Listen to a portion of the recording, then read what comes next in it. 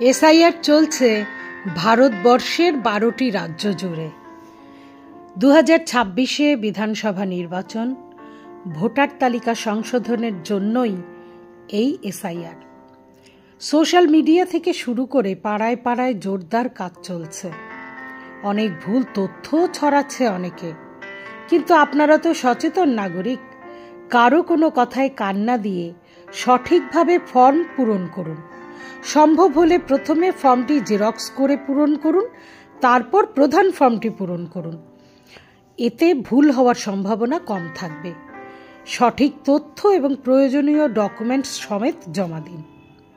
রবিবারের আজকের মেনু: চালতার অম্বল।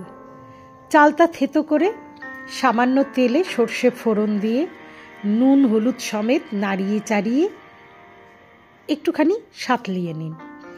এরপর এতে নারকেল বাটা, নারকেলের জল এবং আরও খানিকটা জল দিয়ে খানিকক্ষণ ঢেকে সিদ্ধ হওয়া পর্যন্ত অপেক্ষা করুন।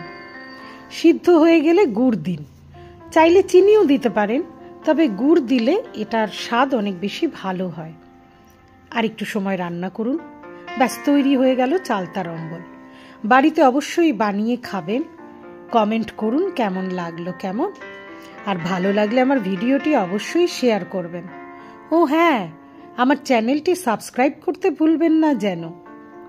অসংখ্য ধন্যবাদ। ভালো থাকবেন,